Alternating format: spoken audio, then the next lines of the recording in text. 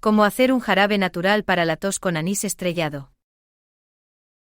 Si necesitas aliviar la tos de manera natural, este jarabe de anís estrellado es una excelente opción, gracias a sus propiedades expectorantes y antiinflamatorias.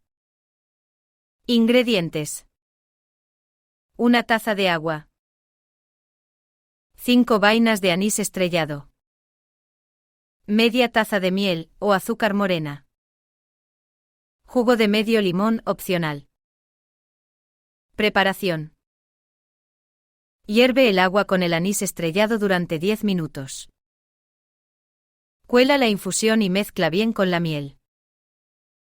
Si lo deseas, agrega el jugo de limón para reforzar su efecto. Guarda en un frasco de vidrio y toma una cucharada cada 8 horas.